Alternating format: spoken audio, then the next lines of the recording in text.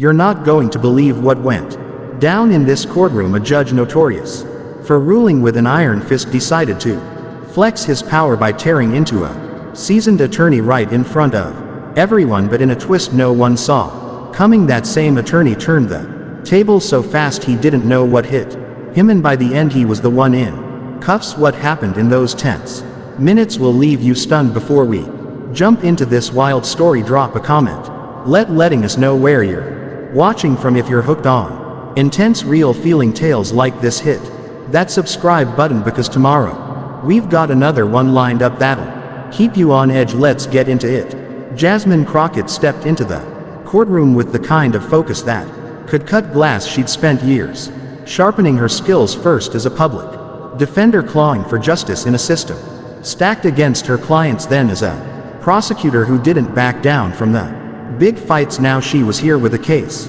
that could shake the city. A construction magnate accused of rigging bids to siphon millions from public projects. The evidence was tight, her witnesses were prepped, and she was ready to make it stick. But the second she walked in, she felt the air shift. Judge Victor Langston sat at the bench, his presence heavy, his reputation darker, known for bulldozing attorneys who dared challenge his control. He built a career on intimidation, and whispers of backroom deals followed him like smoke today.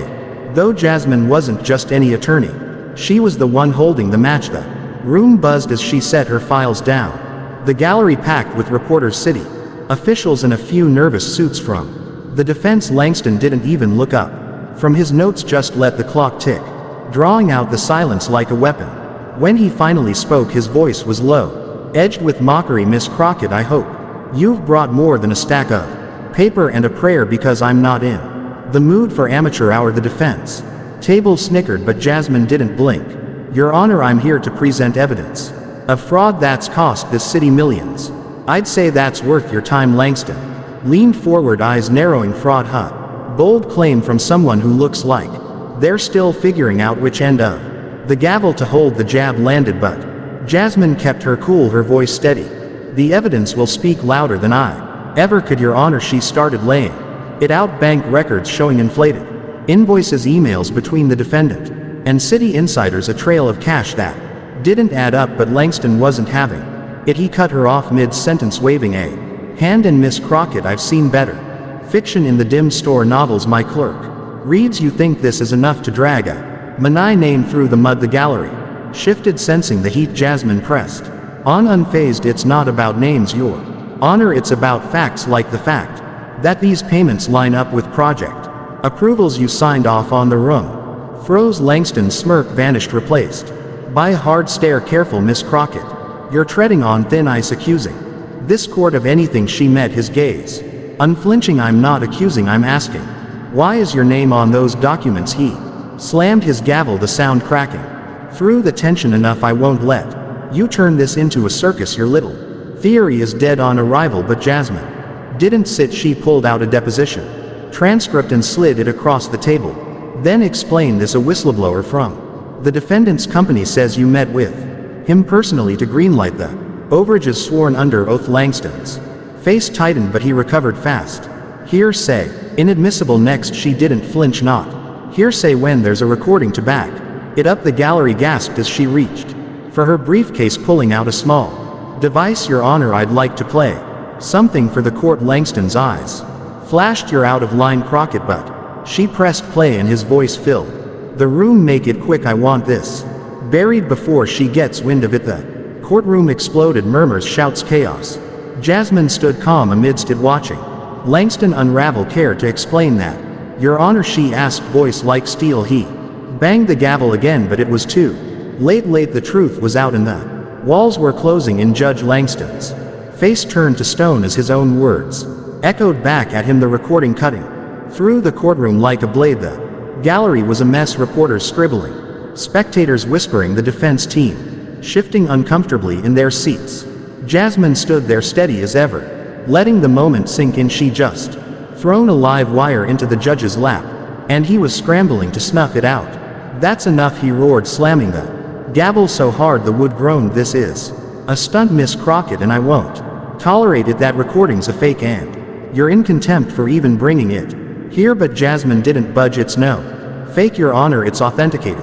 Time-stamped and legally obtained through a warrant. The question is, who are you telling to bury this case? Langston's eyes darted to the bailiff, then back to her, his control slipping. You think you can waltz in here and smear me with some doctored audio? I've run this courtroom for 20 years, longer than you've been playing lawyer. His voice was loud, but it cracked at the edges, betraying him. Jasmine stepped closer to the bench, her tone calm but razor sharp. 20 years is a long time to hide things, Your Honor. Like why a judge would care so much about a construction deal unless he's got skin in the game. The room went quiet, every ear straining. She slid another document forward, a bank statement showing a hefty deposit into an offshore account dated the day after the project was approved. This looks personal to me, she said. The gallery erupted again, but Langston wasn't done fighting. He leaned forward, voice dropping low. You're digging your own grave, Crockett. That paper inadmissible, and I'll have it thrown out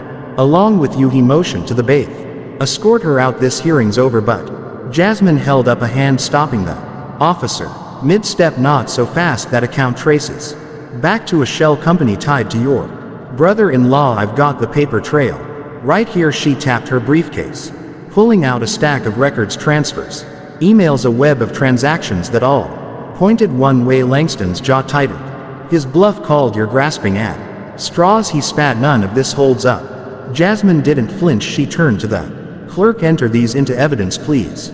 They're already filed with the state attorney's office. Then she faced Langston again. You can toss me out, but this doesn't disappear. The press is here, the jury's here, and they've all seen it. You're not just dismissing evidence, you're covering tracks. The room buzzed, the weight of her words landing hard.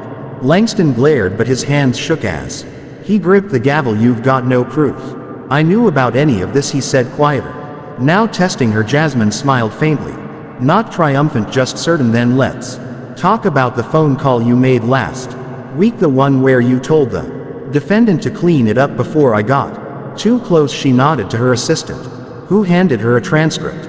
This came from a wiretap approved by Judge Torres 2 days ago. Shall I read it? Langston's face drained of color, but he tried one last swing. Wiretaps can be challenged. You're bluffing. Jasmine opened the transcript and read aloud. She's getting nosy, so make it vanish. I'll handle the rest. Sound familiar, Your Honor? The courtroom was a powder keg now, every word lighting the fuse. Langston Love lunged forward, voice hoarse. This is an outrage. You're twisting everything. But Jasmine stayed cool, sliding the transcript to the bailiff. Officer, please pass this to the clerk, and while you're at it you might want to call for backup. The bailiff hesitated, glancing at Langston, who was red-faced and fuming. Don't you dare move, the judge snapped. But the officer stepped back, unsure. Jasmine kept her eyes on Langston. You're not running this show anymore. The state attorney's already been briefed. They're outside. The doors creaked open, and 2 men in suits entered, investigators' badges gleaming. Langston froze, realizing the trap had snapped shut. Jasmine's voice cut through the chaos. Judge Victor Langston, you're under investigation for obstruction and bribery. I'd suggest you step down now, because this is only the beginning. The gallery lost it, gasps, shouts, cameras flashing. Langston gripped the bench, knuckles white, but he had no moves left. The investigators approached, and the room held its breath. The investigators closed in, their footsteps steady against the hardwood floor, cutting through the courtroom's chaos. Judge Langston sat rigid at the bench, his authority crumbling as the gallery watched in stunned silence. Jasmine stood firm, her gaze locked on him, unflinching as the weight of her evidence pinned him down. The lead investigator, a tall man with a clipped voice, spoke first. Judge Langston, we're with the state attorney's office. We've got a warrant for your arrest on charges of bribery, obstruction of justice, and conspiracy. The words hit like a shock wave, and the room erupted again, reporters shouting questions, the defense team scrambling to regroup. Langston's eyes flicked to Jasmine, venomous, but she didn't react. She'd played her hand, and now the game was his to lose. He pushed back from the bench, standing tall, trying to claw back some semblance of control. This is absurd, he barked, voice trembling with rage. You think you can march in here and arrest me based on her nonsense? I'm a sitting judge. Show me the respect I'm due. The investigator didn't blink. Respect doesn't stop a warrant, sir. Step down or We'll escort you ourselves, Langston's hands balled into fists, but he didn't move. Second investigator pulled out handcuffs, the metal glinting under the courtroom lights. Jasmine stepped forward, her tone even. You had your chance to explain, Your Honor. You chose to dig deeper instead. The gallery was a frenzy. Now phones out, live feeds rolling. Langston shot a desperate look at the defense table where the construction magnate Daniel Hargrove sat, pale and sweating. Say something, Harrove, Langston snapped. Tell them this is a setup. But Hargrove shrank back, eyes darting to Jasmine, then away. She caught it and turned to him. Mr. Harrove, you look like you've got something to add. Now's the time, he stammered. I don't know what he's talking about, but his voice cracked and the lie hung heavy. Langston lunged forward, slamming the bench. You coward. You think they'll let you off if you turn on me? The investigators moved faster, one grabbing Langston's arm. That's enough, hands behind your back. The cuffs clicked shut and the sound echoed like a gunshot. Langston struggled, shouting, this isn't over, Crockett, you'll pay for this. But the investigators hauled him toward the side door, his protests fading as the crowd drowned him out. Jasmine watched, expression unreadable, not smug, not victorious, just resolute. The bath finally snapped out of his daze, clearing the room as reporters swarmed the exits. Harrove slumped in his seat, head in his hands, while his attorney whispered furiously beside him. Jasmine walked over, calm as ever. Mr. Hargrove, your partner just got hauled off. You're next unless you start talking. What's it going to be? Hargrove looked up, eyes wild, cornered. You don't get it, this goes higher than him. If I talk, I'm dead. Jasmine leaned in, voice low. If you don't, you're looking at decades behind bars. I can get you protection, but you've got to give me something real. He swallowed hard, glancing at the empty bench, then back at her. It's not just Langston, there's a Councilman Peterson. He's the one pulling strings. Langston was just the gatekeeper. Jasmine's eyes narrowed, but she kept her cool. Peterson, huh? Keep going. Hargrove hesitated, then spilled, they've been skimming public contracts for years. Roads, schools, you name it. Langston signed off. Peterson funneled the cash.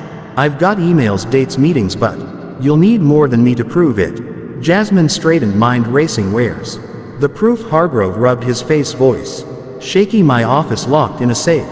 Combinations 1942, so 7. But if they find out I told you, I'm done. She nodded to her assistant, who jotted it down, then turned back to him. Stay put, we'll get it. And you'll get your deal if it checks out. The courtroom was emptying now, but the tension lingered, thick and electric.